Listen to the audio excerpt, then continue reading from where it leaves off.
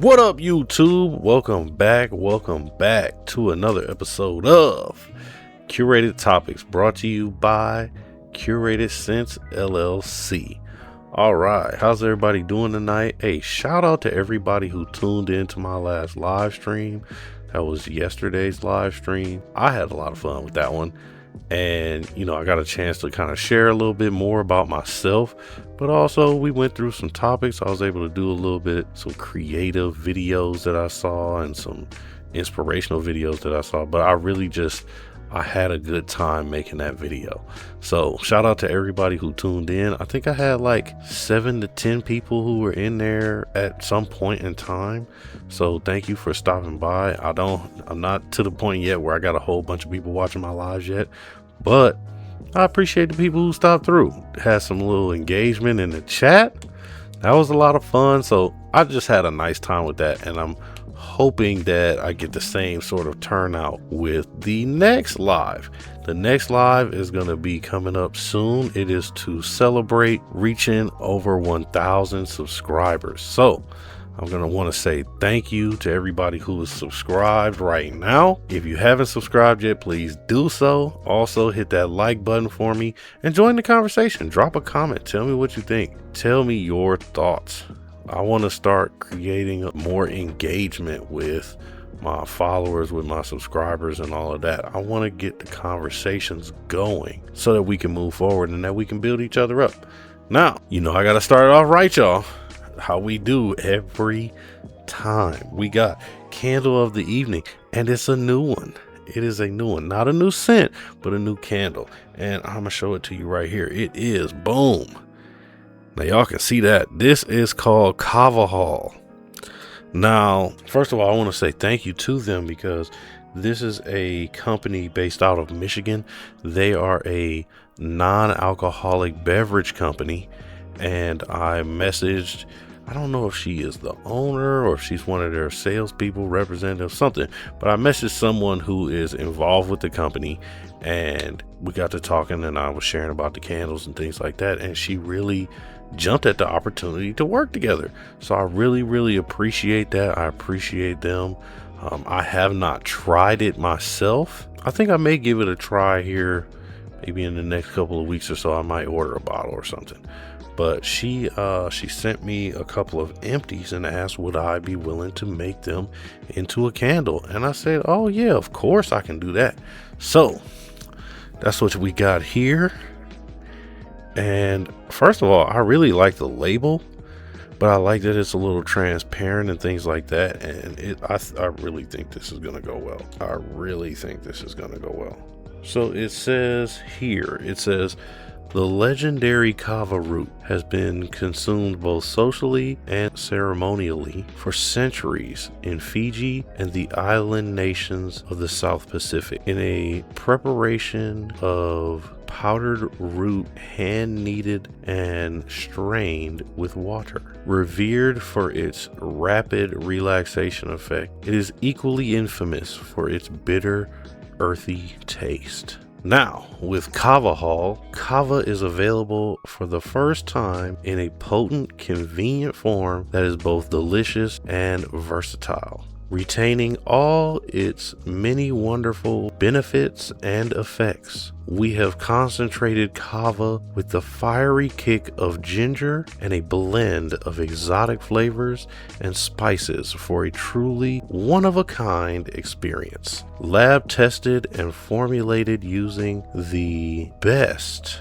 ingredients on earth, we provide a unique alternative to health-conscious individuals. No added chemical preservatives and completely alcohol-free. Shout out to Kavahol. I really appreciate them being willing to work with me and taking a chance on this. I know they're going to like this candle. I'm going to ship it out this week so they can have it, and you all are going to get a chance to see what comes of that. So check out the Instagram. That's at curated_sense_LLC, and keep an eye out. We are working with more and more people, working with more and more creators as well, and we're really getting the product out there. People are really enjoying these candles. They're really, really liking them.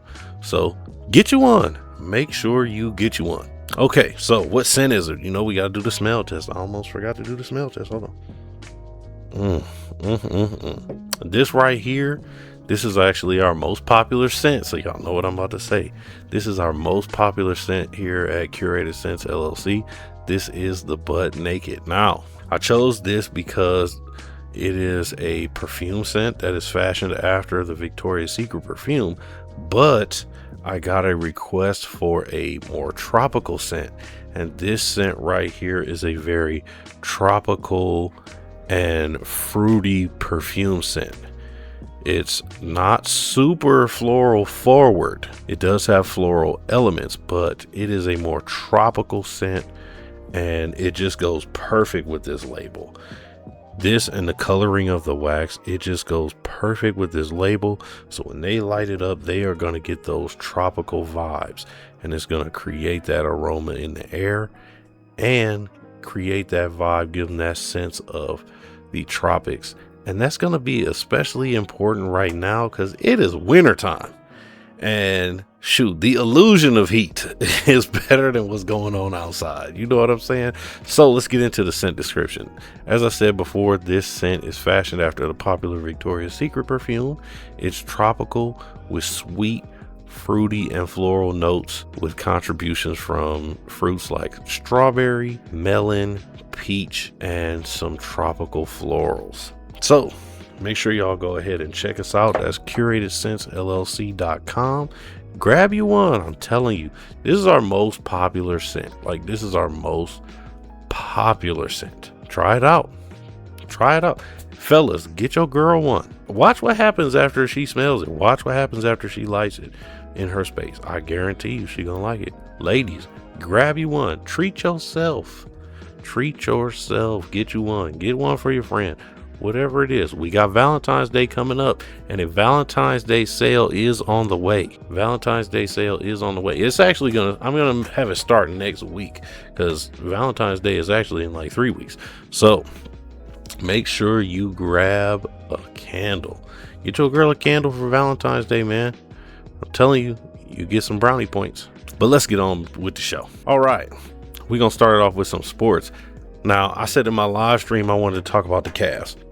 Woo! Oh boy. The Cavs are 24-20 this year as of today. They are in 7th place in the East right now.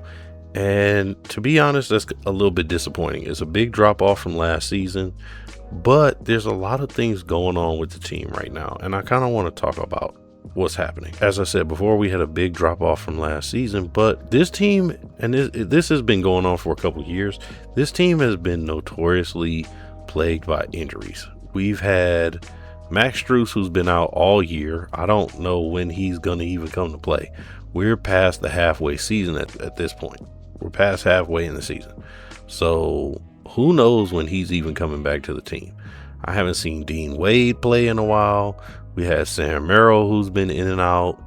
We've had Darius Garland, who's been in and out. And I feel bad for Darius Garland because a lot of people are starting to look at him like, well, he should just be on another team. And I don't agree with that. I think he fits well with the team. But this kind of ties into my next point. I don't like how inconsistent our lineups are. I don't think that it's conducive to his style of play. A lot of times we use him and Donovan Mitchell interchangeably, and we don't use them on the floor at the same time. Now, I understand why. We want to have different dynamics and scoring and ability to pass, but I don't think that we need to treat him and Donovan as if they're interchangeable. They're guys with two different styles of play. To be honest, Donovan has picked up his playmaking ability this year, but I don't really see him as a point guard, whereas Darius Garland is really a point guard. He is a true point guard. Now, he can score the ball, and he can score the ball at a high clip, but his bread and butter is getting into the lane and passing the ball off to the bigs. And that's where I think you need to use him the most and utilize him the most. And it sucks that he has just been, in and out of the lineup so much. I really think that he should just take some time. Whatever's going on with his foot, man, I'm not saying pull a Kawhi Leonard, but make sure you're 100%. You know what I mean? Make sure that you are 100% healthy before trying to come back in. Now, on to the next point, which was the inconsistency with the lineups. It's hard to have a consistent lineup when you've got so many guys in and out due to injuries and things like that, right? But during the season, what I have noticed, at least with this season, and as I said, we have to give some grace, but Kenny Atkinson has been really experimental with our lineups. One guy's in one game to start the game, and then the next game he's coming off the bench and things like that. And it's like, we need, at least for this starting five, we need consistency, because these guys have to build chemistry, and you're not seeing that right now. I don't like the inconsistent use of Jared Allen. One game he's in for 32, 36 minutes. The next game he plays like 20. He's not used down the stretch in some games and things like that. We really do need him, and we need to play through him a lot more. Pause. We need to push the ball down into the paint and utilize our two big men, but specifically Jared Allen. Jared Allen is kind of an old school center. He's got a great game inside the paint. We need to utilize that more. Back maybe about 10 years ago, wow, that's crazy. But 10 years ago at this point, around the time when we first got Kevin Love, we would start the game out playing through him. It would almost be like he wasn't the third option, and he was. And especially when you could tell that the matchup was going to be in his favor, we would play literally through him for like the first half of the game. And then you let Kyrie and LeBron kind of do their thing as the game flows, on a night where, LeBron might be a little off, or Kyrie might be slow to start, or something like that. You've got Kevin Love, and he's dropping 14, 18, 20 points in the first half. And then that opens up the other guys as the game goes along. Now, Donovan Mitchell has been a third and fourth quarter player this season. So that means he might be starting out these games kind of slow. Well, you need somebody who's going to be able to score the ball and do so effectively and efficiently in the first half of the game. Utilize Jared Allen. There's no way you can tell me that there's a bunch of centers that are better than him.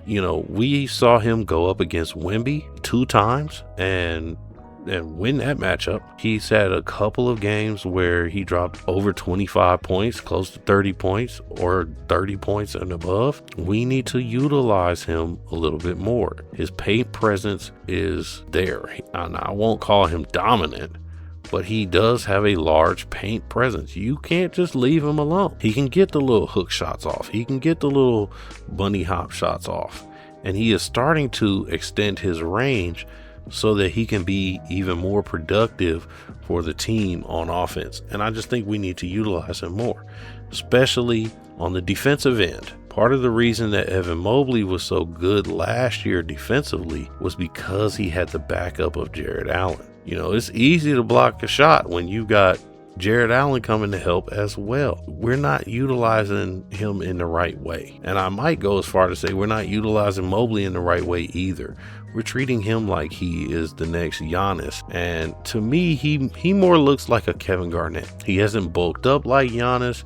He's athletic, but he's not quite as explosive, agile, and dominant in that way. Mobley is still strong, but as I said before, he's still a little lanky, a little wiry, and things like that. Now with Jared Allen, we don't need to be switching him. We do a lot of switching on defense. That tells me that guys are not that good at on-ball defense, and that's something that we need to work on. Now, Mobley, great defender. Jared Allen, great defender. But you have to utilize Jared Allen where he's strong. You have to utilize his strengths, and that's in the post. In the paint, he is going to be a rim protector, and he's going to give you that effort all the time.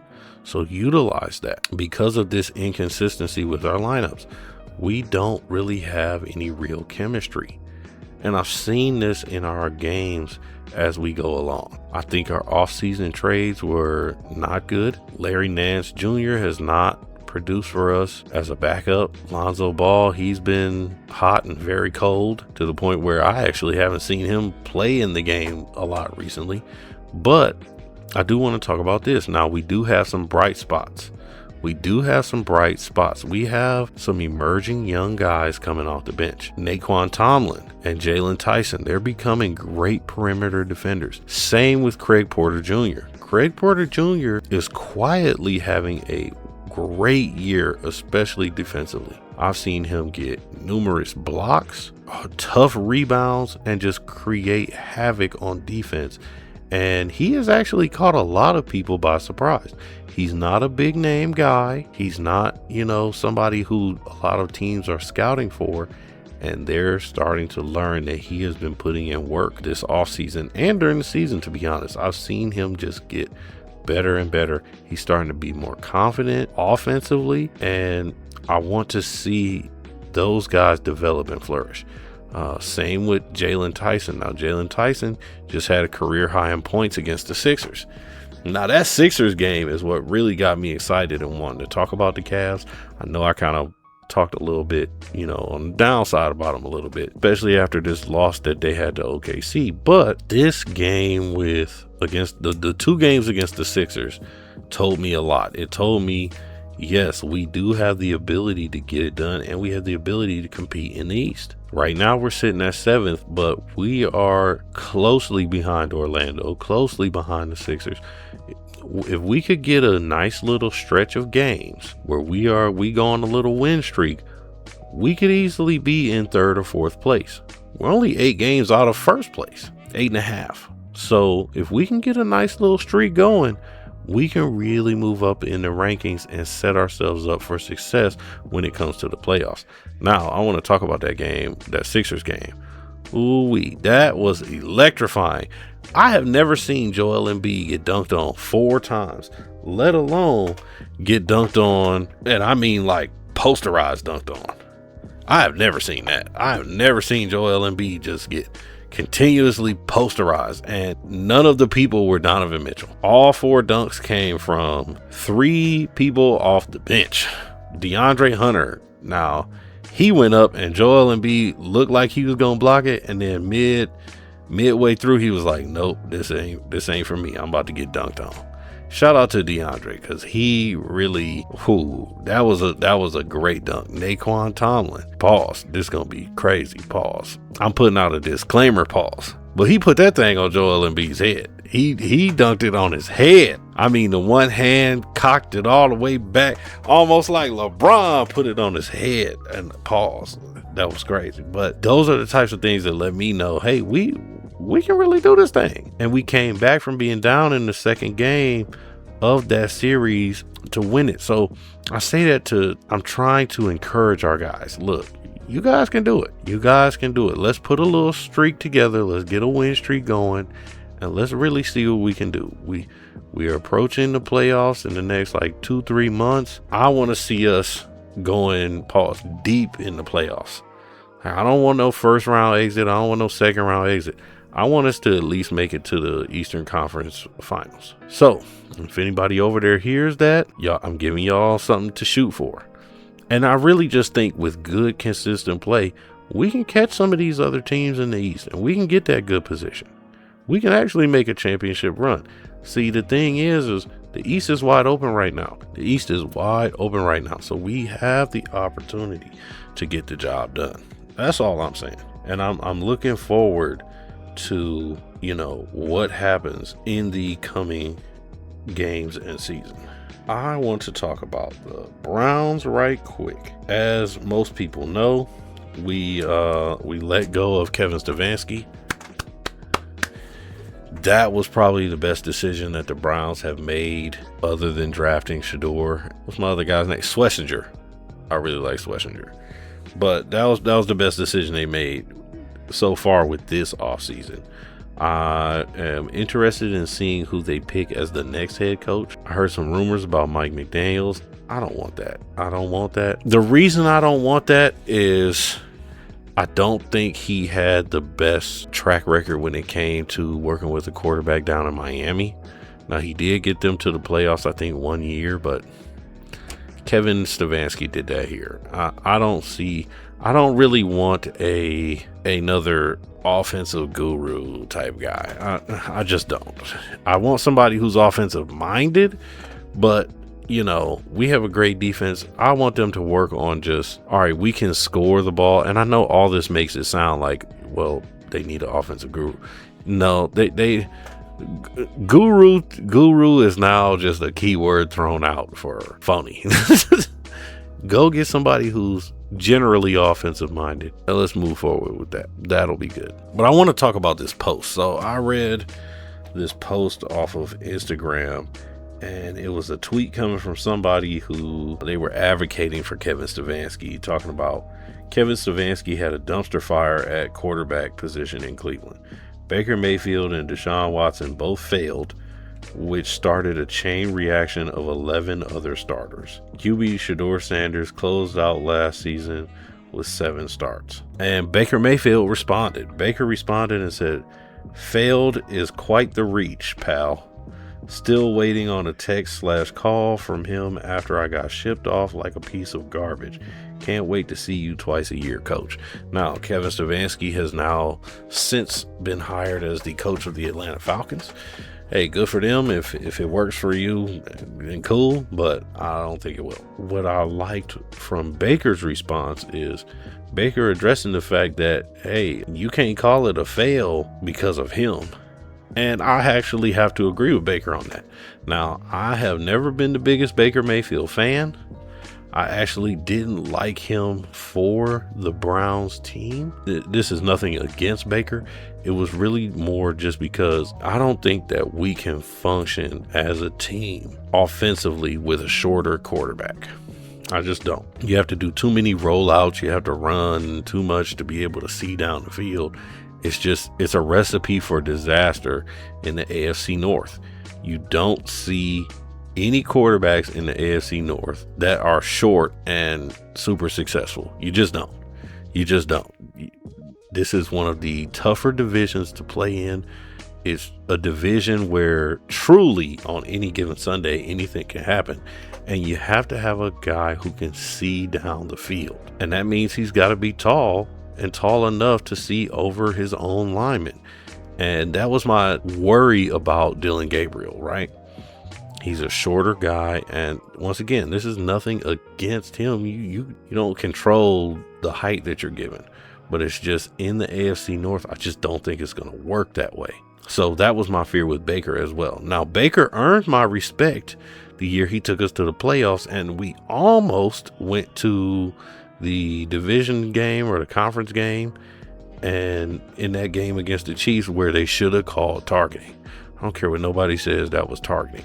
But anyway, Baker earned my respect that year, especially seeing how his career has gone since leaving the Browns. I can't put it on him. I can't put those blunders while he was here on him. A lot of it has come from coaching, and a lot of it has come from bad decision on the head coach's part. Now, I want to go back to what this person said on Twitter. They said, oh, well, since Baker Mayfield and Deshaun Watson's failures, you've seen 11 quarterbacks. Well, if you've gone through 11 quarterbacks, who's the common denominator? The head coach. The head coach. That means something is going on when it comes to play calling. Something is going on when it comes to management of these players. All of that says higher ups. It does not say, oh, it's the player's fault. You got 11 people who couldn't make it work. 13 people who couldn't make it work. Come on now. Now, we know Deshaun has been plagued by injuries and things like that. But even when he was playing, I was saying this. Why are you not having this guy play during preseason? We'd see Deshaun for maybe one drive and then he'd be sitting down. How does that help? And that is a head coaching decision. He's not getting in-game reps. So yeah, all his throws are behind the wide receivers. This man spent an entire year on the bench because he couldn't play, but he couldn't come to the facilities and practice either. So what do you mean? What do you mean? It shows a lack of thought for the game. And, I'm sorry, but those are head coaching decisions. And that's why he had to go. That's why he had to go. When you see things going on with Shoutout where it's like, you're really in a press conference saying that, oh, well, our staff gave him the wrong armband with the wrong plays on it. What? That's a head coaching thing. It's literally your job to make sure that your players have the right equipment, to make sure that your players have the right plays. That's your job.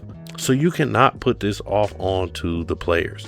That is his job, and he has to take accountability for that. I'm not going to be too long-winded about it because he's gone. Hey, wish you the best in your next endeavor, but, we have to find a head coach who's going to be willing to build our quarterback up, build around him. We need our GM to build an actual team and build it around our quarterback. We need that offensive line to be strong. We need receivers who's going to catch the ball, and we need to establish the run game. And we need all those things with our defense if we're going to be able to compete in this tough division, which is the AFC North. And I'm going to leave it there. All right, y'all, we're going to get on to a commercial break. And I actually have some exciting news. I'm going to have a new commercial break coming up soon. Not in this video, but coming up soon. I'm going to have a new commercial break. I think you all are going to like it. It is a review of a candle that I sent off, and I've showed kind of some of the other videos that have come from this person, but they actually went and did like a compilation video where they have reviewed the candle and all of that. So when they send it to me, I'm going to include it as a commercial break. So just something to look forward to. I'm kind of excited about it, so I wanted to share that with you all. But we'll be right back after these messages. Received my candle, Perfect Time Christmas Eve from Curated LLC. This is an all-natural, amazing smelling, relaxing, and healing candles. They are a Cleveland-based candle company, and they work with a licensed aromatherapist to create all-natural, amazing smelling candles, which are specifically designed not to only fill our space with wonderful aromas, but also to promote relaxation throughout the olfactory system. They use recycled liquor and wine bottles as the vessel, and if that's not your thing, they also have other vessels as well. Make sure you give their page a follow, check them out. I am obsessed with how much of my space. I'll go ahead and show you the area where I put it. I put it in this area, and it made it smell in the whole entire house. So here's my living room, and I put it in here, and you can smell it literally all the way in my kitchen.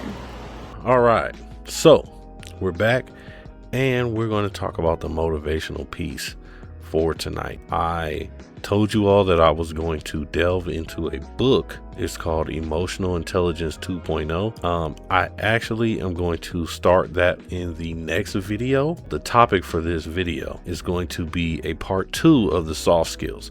I was actually requested to do this video. A lot of people enjoyed the last video about the soft skills, but in this video, I really want to talk about specific skills and how they can be applied to life and the workplace.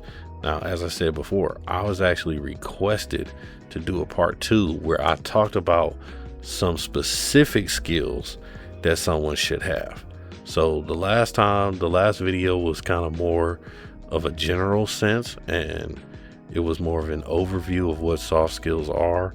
I also talked about who do you know and things like that, but this is going to be more in depth, going through specific skills, and so that is what this video is about tonight. So let's start it off. What's the first one? The first skill that you should have in your soft skills toolbox is reliability. You want to be someone that has integrity and responsibility. What does that mean? That means you do what you say you're going to do. People can rely on you. That means people can count on you in general and in pressure situations. It makes people a lot more comfortable when they know, oh yeah, this dude's got my back. He's going to get the job done. He's going to show up because he said he was going to show up. He's going to do what he says he's going to do. Your word is your bond. And so if you say, hey, I'm going to show up and I'm going to do this, you need to show up and do it. And that's important to people. That is one of the key things that people are going to look at in order to determine whether they take you seriously or not. What's the next one? The next one is work ethic. Someone who has effective work habits. Are you efficient? Do you focus on finishing what you start? That goes back into reliability. And these all are going to kind of build off of each other. Do you take accountability for your actions? Now that's a key word, and that word is actually thrown around a lot, especially on the internet, but it is a very important aspect of soft skills, especially when it comes to in the workplace. Do you take accountability for your actions? And that's both good and bad. Are you able to recognize your mistakes? Do you take responsibility for your mistakes? And how do you own up to them? Also a part of work ethic, are you determined to succeed? Do you have that drive to get things done and get things done correctly? What's next? Next is punctuality. Do you arrive to places on time? And are you ready to work and to contribute? These are all important things. And these all matter when it comes to someone taking you seriously, especially in a professional environment. Are you disciplined? Do you follow guidelines? Do you have self-control? And are you able to perform tasks in a habitual way?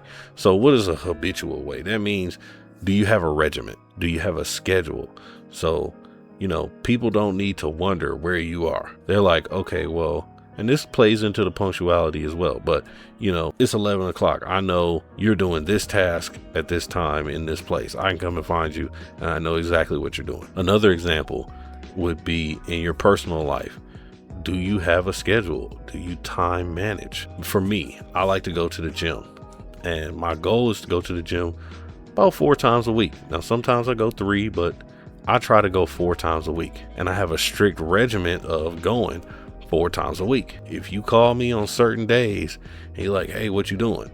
You should expect the answer of, I'm off work, I'm headed to the gym. I have a goal that I'm trying to accomplish, and therefore I have set a schedule for myself and built a regimen that I'm not willing to break. Are you able to stay on task? Now the next one, teamwork and collaboration. Do you have the ability to build relationships with others and work with them as part of a team? I said this in my last video. Who do you know here? Do people like you? A lot of the times people are wanting to work with people who they like. And it's not so much about arguments and things like that. A lot of times arguing can be good. Conflict can be good. I said that in another video. Are you able to move past those moments of conflict in a positive manner to the point where people still want to work with you? This is where soft skills really come into play, because nothing can get done if you all are bickering and you can't move forward, right? So you want people to be able to like you at least enough to the point where they are willing to work with you. Do you have a sense of professionalism? Are you a person who is honest and responsible? Here goes that word accountability again. Do you learn from your mistakes? Can you accept feedback? Can you take accountability for your mistakes and move forward from them? Another part of professionalism is how you portray yourself. Remember, I talked about why image is important. Do you dress and act appropriately? This includes grooming and hygiene, and not only that, but your use of language. How do you carry yourself? All these things play into professionalism. The next one is learning agility. Are you a person that desires to continuously learn new information and skills? So what does that mean? That really just boils down to, are you ambitious? Are you ambitious? Do you seek to move forward? Do you seek to move up? Do you seek to learn more about what it is that you're doing? Are you passionate? Are you passionate about what you're doing? Passion is going to drive your ambition. When you like what you do, you're willing to learn more about it, right? When you really like what you do, you get engulfed in it. Let's think about a video game. If it's a video game that you like, you want to move on to the next level. But in order to move on to the next level, you have to make your character stronger. You have to learn new abilities. You have to get that new weapon or that new perk that helps you as you move along in the game. Why? Because the game gets harder as you move forward, but it still remains manageable when you learn new skills. And that's where the learning agility comes into play. There's a guy who I watched all the time, KS. He used to start all his episodes like this: shout out to all my CIA men. And he said that men should be CIA, confident, intelligent, and assertive. That's part of learning agility. But he also said that you have to be the bag. What is the bag? Bold, ambitious, and generous. All of these things play into your learning agility. Confidence. Do you have confidence within yourself? Intelligence. Are you willing to learn? That's your learning agility. Assertive. Do you assert yourself? Do you take initiation? Bold. Are you bold? Are you willing to stand out? Ambitious. Do you want to move forward? And generous is, do you give back? All of these play into learning agility. Now, how does generosity play into learning agility? Well, when you learn something, are you able to teach others? Are you willing to pass that on? See, as you move up, you're going to need somebody who can come in and fill your spot, right? So are you able to train them? And that's going to play into another part that we're going to talk about in a minute. All of these things come into play with learning agility. The next is critical thinking and problem solving. Do you have good decision-making skills? Are you able to analyze issues effectively? And can you come up with ideas to overcome those issues? And this is the most important one in this part. How do you handle conflict? That is the most important thing right there. How do you handle conflict? Do you face it head on? Do you diffuse the situation? Are you avoidant? People who are conflict avoidant, that is not always good. Sometimes you have to face a conflict, but do you face it in a way where you're able to de-escalate it?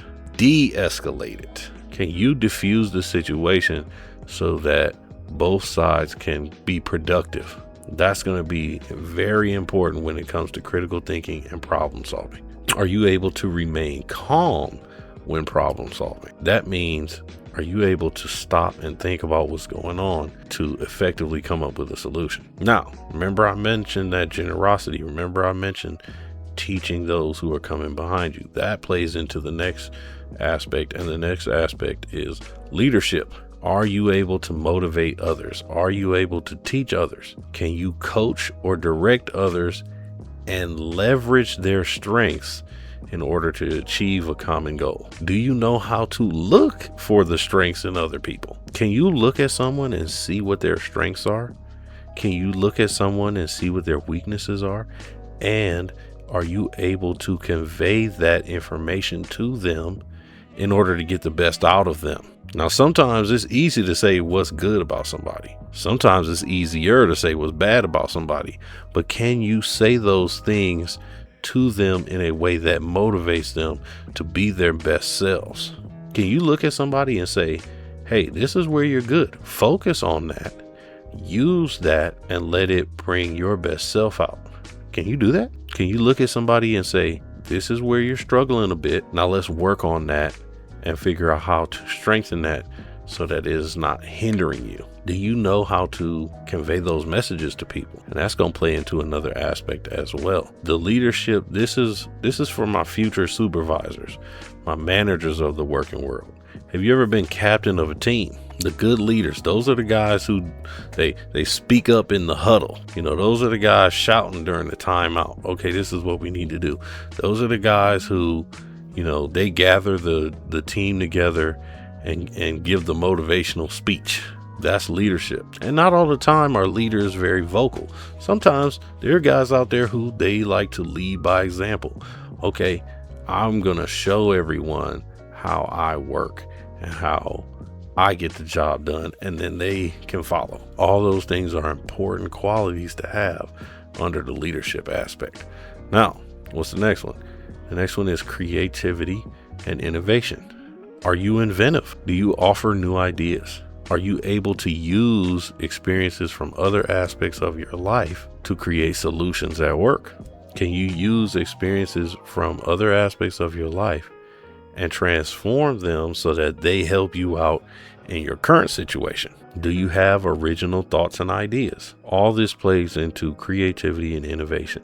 And a lot of this can come into play with your problem solving. Do you have an idea that nobody else thought of in order to solve a problem? Next, we have oral and written communication. Do you effectively share your thoughts and ideas? Do you communicate well? This is especially important when you're dealing with people who come from various backgrounds. Now, when you're out there in the world, especially in the work world, you're going to see people who are from different cultures, different background, different economic status, and there can be language barriers sometimes. So are you able to communicate with those people in spite of those things? Are you able to formulate your words either verbally or in written communication so that people can understand you and understand what you mean? Now, this is something that I have always thought that I'm pretty decent at, but I have actually come to see that, a lot of people struggle with this. And I've struggled at times with this. You think that you're being clear, but you don't always know how someone is receiving what it is that you're saying or communicating. And so this is something that takes a lot of practice, a lot of continuous practice, but also you may find yourself having to elaborate or explain what you mean and things like that. So don't get annoyed if you have to repeat yourself or if you have to really go over something again to explain what it is that you mean. You want to make sure that people are fully understanding you and having good written and oral communication skills. That is the way to do so. And we're going to talk about how to increase these sorts of skills as we move forward, especially when I go through the emotional intelligence book. We're going to talk about how to increase these skills, and these skills specifically. Digital technology. Do you understand technology, either on a basic level or something? And are you willing to keep up with it as it advances? Technology is changing every day. 5 years ago, AI was pretty much just being introduced. And now it is starting to be used in almost every company. So are you able to use technology to help solve some of your problems? Are you able to use technology to help complete tasks and accomplish goals? The use of technology, it helps you get things done a lot more efficiently, but also, it's going to help you when it comes to your creativity, your innovation, and things like that. So are you able to understand it to a point where you can utilize it and still get your job done? Global intercultural fluency. Are you someone who values, respects, and learns from a diverse group of people? As I said before, this world is full of different people from different places, different cultures, different practices. Are you able to communicate with these people, and are you able to learn from them and be understanding of their culture? Now, some people may think this isn't the biggest or the most important, but this is actually very important. You're going to see this across all sorts of career paths, all sorts of settings and situations in your life.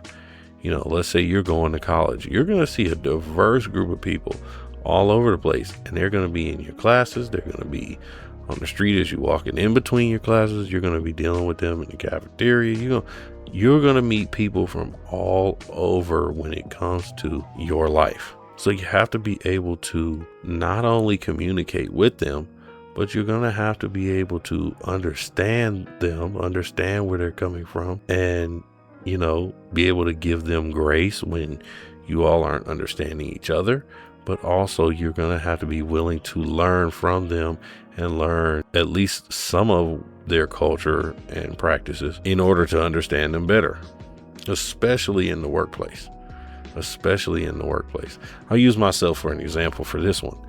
I had to learn about one of my managers. He came from a different country, and certain words registered in his brain differently when you spoke them to him. So you had to be very mindful of what words you used, because for him, he is not hip to all the nuances and lingo and all of that. So you have to be very direct, but you also have to understand that, okay, he's processing what I'm saying a little bit differently because he may not know all of what I'm saying when it comes to how we use words in the English language. And it made me be more mindful of myself and the words that I was using. I wasn't saying anything bad, but you just have to be mindful because you don't want that disconnect. You know what I mean? So having an understanding of where people come from can help you when it comes to those sorts of things. All right, this one is the last one. This one is called career management. And this has a lot to do with the present and the future. And presently, do you advocate for yourself? You have to be your biggest fan. Are you able to articulate your strengths, knowledge, and experiences without bragging? Can you recognize your weaknesses? And can you formulate them in a way to not make them look like weaknesses, but simply things you can improve on, lessons you need to learn? Do you exude confidence? Are you ambitious? Are you accountable? And do you have a plan to move up or move forward with your life? These are all things that are very important, especially when it comes to the workplace. I wanted to go through these soft skills more in depth simply because I think that it would be beneficial. But also, if you're looking for things that you want to work on, start here. These are things that you can work on. And I think that by going into the soft skills more in depth, it's going to prepare us for when we talk about the emotional intelligence as well. These are all things that you can focus on for yourself. And by focusing on some of these things, it's going to naturally build your emotional intelligence. It's going to naturally build your emotional intelligence. This is going to help you get to know yourself, but this is also going to help you when it comes to developing your best self to present to others. So in closing, you don't have to be good at all of these things. Everybody has room for improvement, but these are some things to look out for, to be mindful of, to say, hey, do I match up with this? Do I have good professionalism? Am I good with digital technology? Do I have good verbal and written communication skills? Am I creative? Am I innovative? Do you look at yourself as a leader? These are all things that you can ask yourself in order to build yourself up. So that's why I wanted to go through this today with this video. I'm going to close it on out there. And in the next video, we're going to get onto the emotional intelligence and start moving forward with that series. I think it's going to be great. I really am looking forward to going through this book with you all. I think it's going to be great. But let's move on to the music. All right, y'all. I held back my excitement for long enough. I got to talk about the song of the week. So I talked about it in my live stream a little bit, but I want to go a little bit more in depth. On Sunday, I think it was like late Saturday night, but on Sunday we got a surprise coming from T.I. Now, if you know me, then you know T.I. If anybody was to ask me like who my favorite rapper was based upon just straight up like listens, it's probably T.I. I've probably listened to him more than any other rapper that I have listened to. Like T.I. is probably number one, more than likely number one. And he was my number one favorite rapper at some point in my life. He was the first rapper who I actually had their full album, like me personally. I'll never forget it. It was trap music. And I used to listen to that from cover to cover. And oh man, it just, but the song that he dropped on Sunday was called Let 'Em Know. And let me tell y'all first, Tip is back. Tip is back. So he did the rollout for the song by posting a little trailer on Instagram where you see he's sitting in a barber chair and he's talking, and you can hear the clippers humming in the background, and all you see is his dreads drop to the floor. And then the beat to the song starts playing, and I was like, he cut his hair? And then I was like, is that a new song? And then you know, as I read the caption, he said the song drops at midnight.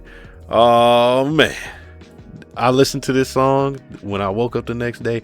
I listened to this song about 30 times already. Like, I know some of the words already, and it's only been 2 days. Okay, that's how much I like this song. He came back out, and with this drop, with this surprise drop of this single, it immediately gives off like I'm dropping number one album vibes. Like, T.I. is back. Can you hear me banging on the table? T.I. is back, and I'm excited. This song gets me turned up. Like, I played this song and I was in my kitchen just dancing as I cook food. And that's rare. It's rare that I'm in like that type of a mood. I danced for about 3 minutes. I danced for the whole song. I was turned up about this song. This song is good. This song is fire. I talked about it on my live stream a couple days ago, or yesterday, and my mom has heard the song. She said, you know, it's pretty good. It doesn't remind me of his old stuff, but this is pretty good. I've had a couple other people listen to it and be like, yeah, man, I saw your live stream. Yeah, that song fire. Yeah, this song is fire. Somebody did a 20-minute reaction to this song. I saw it on YouTube. I was like, oh my God, I can't watch you talk for 20 minutes about this song. But this song is fire. Like, I'm all the way turned up about this song. It takes you back to the club days where people actually used to like to dance. They wasn't just standing around looking at their phone, taking pictures, you know, all of that. No, this is like the okay, I'm out there. I'm doing something. I'm about to do something. And not even like, you know, not even like in a bad way or anything like that, but it just puts you in that hype mood. It's good vibes, positive energy. It's a hard song, but it's happy. Pharrell did the beat, and I love Pharrell as a producer, but him and T.I., that combination is a great combination. It's got the right things going on it. I mean, the bass hits in the right spots, all of that. So make sure y'all go check it out. Tell me what you think. Drop it in the comments. Let us know. That's going to be it for us tonight, this evening. I'm sorry that this video was a long one, but it was important that I go through those, especially since I had a request for it. So I want to say thank you to you all. Thank you to my listeners. I appreciate all the feedback that I've been getting. Hey, shout out to all the people who came through on my live and were contributing to the conversation, throwing out some questions and all of that. I really appreciate that. And it really made everything go a little bit better. I was struggle streaming, y'all. But we still had a decent time. So that's what matters to me. So I want to say thank you to all my subscribers. Again, we are over 1,000 subscribers now, and we only moving forward from here. We build each other up. That's men, that's women. I want you all to be your best selves. So if you have not subscribed yet, please do so. We working over here. We build it as we fly it. And as I always say, I'll catch y'all on the next one. Peace. Did you open it yet? Senator, here's what Senator's talking about. Because I've had time lately, I actually went and got it. Senator makes candles, y'all. At first, I didn't know what this was. I was like, is it a heart? It is a heart. But they do amazing glassware. And I think this is called Sangre de Vida, right? They do like really cool glassware where some of these are in the shape of skulls, like really cool stuff. And then I think these are handmade. They're really dope. So I did pick it up. Y'all check out Senator. If you check out his website as well, you'll be able to pick up these candles